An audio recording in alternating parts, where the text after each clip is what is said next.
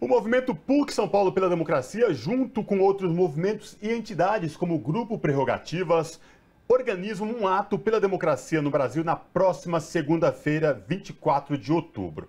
Lula e Fernando Haddad confirmaram presença no evento. Para falar com a gente sobre essa questão, o Revista Brasil TVT conversa agora com Marco Aurélio de Carvalho, que é coordenador do Grupo Prerrogativas, um dos organizadores do evento. Olá, Marco Aurélio de Carvalho, tudo bem? Seja bem-vindo. Olá, muito obrigado pelo convite. Um prazer, uma alegria estar novamente com vocês aqui da TVT. Maravilha. Marco, fala pra gente deste ato que acontece nesta segunda-feira em São Paulo, um ato importante, no momento decisivo que o Brasil vem passando, mas um ato, acima de tudo, que prima pela liberdade e por democracia no país. Eu queria que você falasse da organização desse evento e a importância dele num momento tão delicado. Olha, quero agradecer mais uma vez, em nome de todos os movimentos que se reuniram para fazer esse ato, pela oportunidade, enfim, de explicar um pouco qual é a ideia e qual é o conceito. Nós organizamos esses atos, enfim, da PUC, que são atos históricos e que já se incorporaram ao calendário eleitoral do país desde 98. Fizemos em 98, em 2002, fizemos em 6, em 10, 14, 18. Em especial, em 2014, teve um papel importantíssimo. Àquela altura, nós estávamos, enfim, atrás do então candidato do PSDB, com 2 pontos percentuais, enfim, né, para recuperar. E esse ato deixou um rastro luminoso, né, de esperança para a militância, que se engajou e foi buscar, enfim, o resultado que todos nós tivemos a oportunidade de assistir, né? A própria presidenta Dilma, o presidente Lula, atribuem àquele ato realmente, digamos, uma parte importante desse processo de virada, né? Claro que não é esse o caso, nós temos 5 pontos, enfim, à frente, né, do nosso adversário, uma vantagem consolidada, um cenário estável, temos uma perspectiva de ampliar, enfim, no Nordeste, mas a ideia é trazer, enfim, novamente, né, no coração de cada militante, a esperança é a responsabilidade de tentar, de alguma forma, alargar um pouco mais essa diferença, né? Esses atos, enfim, na PUC são, como eu disse, históricos e representativos da sociedade que a gente quer. Uma sociedade, enfim, antirracista, uma sociedade plural, diversa, e nós estamos lutando por isso, e isso vai estar presente no palco em cada uma das nossas atividades, que acontecerão dentro e fora do teatro, né? A nossa ideia é reunir milhares de pessoas, como nós fizemos, enfim, em 2014, como fizemos em 2018, e seguramente todos que puderem comparecer serão muitíssimo bem-vindos. Então, quero aproveitar esse espaço nobre de vocês, com essa audiência super qualificada, para pedir para as pessoas se engajarem, para chamarem os seus colegas, as suas colegas, enfim, e para comparecerem ao TUCA, né, ao Teatro da Universidade Católica, nas dependências da PUC, na rua Monte Alegre 982, a partir das 5, 6 horas da tarde. Né? Nós já temos a confirmação de um grande número de lideranças, né? E a ideia é realmente a gente falar para São Paulo e falar para o país. Vocês já viram que aqui em São Paulo o Haddad aparece à frente do Tarcísio nas pesquisas espontâneas. Tem uma diferença, enfim, de 6 pontos que a gente pode buscar, e a gente tem que se esforçar para isso, né? Nós temos que derrotar o Bolsonaro em São Paulo e no país, e esse ato entra na perspectiva desse calendário que pode ajudar, enfim, nessa tarefa que é de todos e todas nós.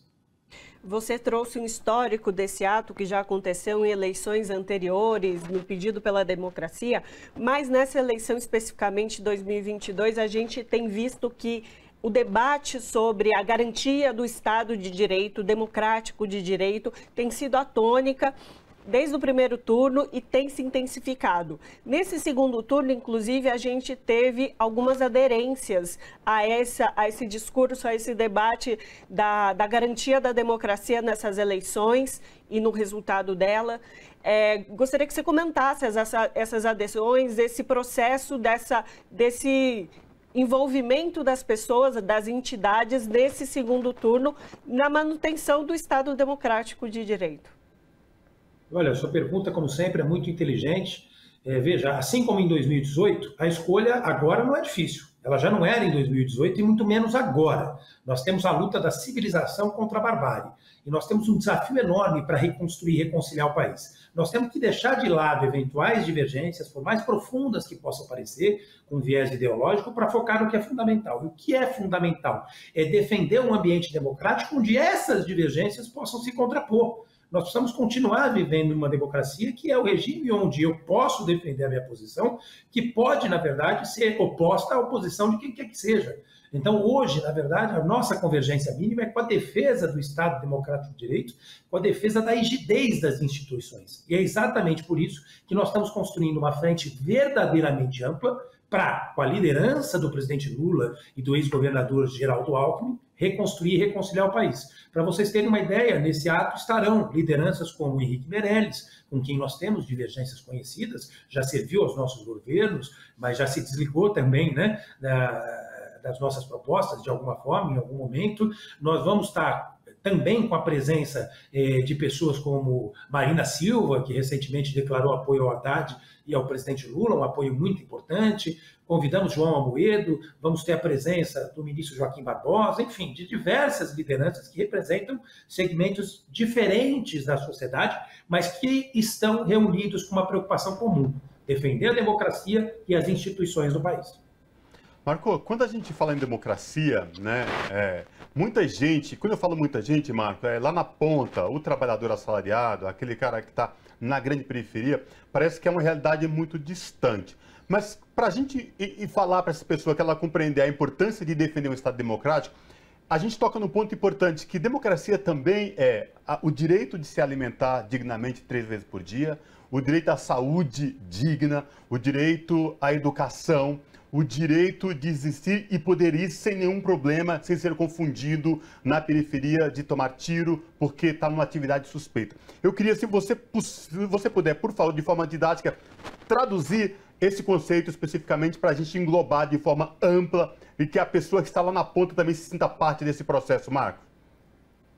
Olha, muito importante a sua pergunta. Na verdade, ela já carrega a minha resposta, né? A sua formulação, ela é perfeita, né? Na verdade, não existe uma sociedade democrática que não seja verdadeiramente antirracista. Não existe uma sociedade democrática que não seja verdadeiramente inclusiva. Nós temos um Brasil diverso e que tem que ser representativo dos diversos segmentos da nossa sociedade. E para você exercer de forma plena e efetiva a cidadania, para você existir como cidadão, os seus direitos têm que ser respeitados. Direitos básicos, direito à educação, direito à saúde, direito à segurança pública, o direito, na verdade, de comer, de sobreviver com dignidade, de ter acesso à cultura, de ter acesso, enfim, a condições básicas para uma vida digna, né?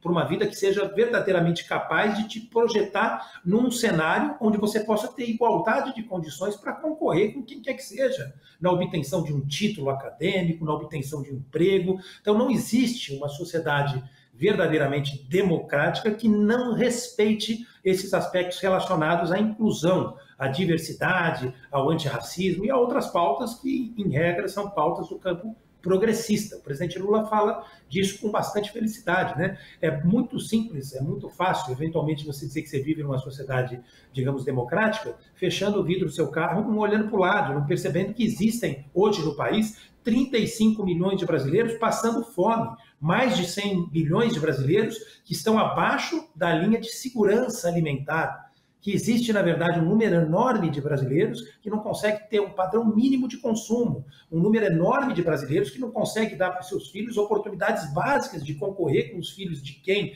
tem condições financeiras em questões como acesso à educação, como acesso à saúde e a tantas outras, e a tantos outros setores da sociedade, né? Segurança, enfim, e diversos outros setores, como eu falei agora há pouco. Então, a pergunta é muito inteligente, mas ela já carrega, na verdade, a resposta. É isso que a pessoa precisa compreender, né?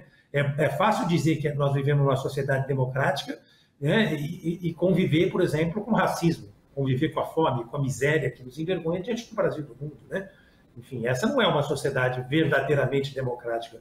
Nós vivemos, no passado recente, em algo parecido, quando o ex-presidente Lula erradicou da fome e da miséria quase 40 milhões de brasileiros, quando gerou 22 milhões de empregos, quando promoveu o crescimento do país a taxas, inclusive, recordes, fazendo superávit primário em toda a série histórica dos seus 8 anos de governo e em toda a série histórica dos 12 anos, né, de Lula e Dilma, né? Antes da gente ser afetado pelas pautas bombas e pelo golpe que nos atingiu a todos, né? Enfim, então é muito fácil a gente simplesmente fechar os olhos e fingir que não consegue comparar essa sociedade que a gente tinha e essa sociedade que a gente tem, né? E, Marco Aurélio, falando do processo eleitoral em si, houve um questionamento sobre as urnas, sobre até mesmo o STF, o tribunal em si, mas, na verdade, as Forças Armadas que pediu para se fazer um trabalho sobre as urnas, fez esse trabalho e diz agora que só vai divulgar esse relatório que está feito depois do segundo turno. Que avaliação é possível fazer dessa conjuntura? Olha, isso é uma piada, né? As Forças Armadas, enfim, têm um papel claramente definido pela Constituição e tinham que respeitar esse papel e ficar nos limites estabelecidos por esse papel constitucional que lhes foi atribuído, né? E essa que é a grande questão. Infelizmente, eles acabam se metendo em absolutamente tudo e tem muito pouco ou nada a colaborar em muitas dessas coisas nas quais eles se metem, né? Agora, isso me lembra aquele sujeito que faz uma aposta na loteria que só quer pagar o bilhete se por acaso a aposta for a vencedora. Se os números forem, enfim, os vencedores, eu pago o bilhete. Se não forem, eu ponho no bolso e não vamos mais falar nisso. Então, a ideia, na verdade, de só se manifestar depois tem relação direta com o resultado eleitoral. Se eles eventualmente ganharem, coisa que não vai acontecer, cada um de nós tem um papel de evitar e evitaremos, mas se eles ganharem, argumentando tanto, né, como a gente diz no direito, só para argumentar, aí sim eles apresentam um relatório dizendo que o processo está correto, que eles corrigiram as falhas, colaboraram para corrigir. Se perderem, vão apresentar outro relatório. Eles têm 2 relatórios prontos, para ganhar ou para perder. Né? Agora, a gente sabe que eles vão apresentar o da derrota, que vão perder, e cada um de nós vai colaborar para que isso de fato aconteça. Porque a derrota do bolsonarismo é a derrota do fascismo e a derrota do obscurantismo em que o país mergulhou nos últimos anos. Isso é assustador, é impossível que as pessoas não enxerguem, né? A escolha, repito, nunca foi difícil, não era difícil em 2018 e continua não sendo em 2022. Por isso, por favor, vamos todos às ruas, nós precisamos, enfim, liderar esse processo, né, de conscientização. Eu não chamaria de vira-voto, nós estamos na frente, claro que temos que virar os votos que ainda não foram atribuídos ao nosso candidato, à nossa proposta, né? Enfim, mas nós temos que liderar esse processo de convencimento da população, mostrar que de um lado tem a civilização e de outro a barbárie, né? O ato do Tuca ajuda, colabora nessa perspectiva, né? Então é muito importante que todo mundo esteja lá, vestido de branco, de vermelho, como quiser, na segunda-feira, às 19 horas, na rua Monte Alegre, 984, em Perdizes, São Paulo. Tá certo, então conversamos com o Marco Aurélio de Carvalho, que é coordenador do Grupo Prerrogativas. Marco Aurélio, mais uma vez, muito obrigada pela sua participação e por essa análise aí deste momento. Eu que agradeço, um prazer e uma alegria enorme, um forte abraço para vocês, parabéns mais uma vez pelo excelente trabalho que vocês vêm realizando. Jornalismo de alto nível. Abraço. Abraço.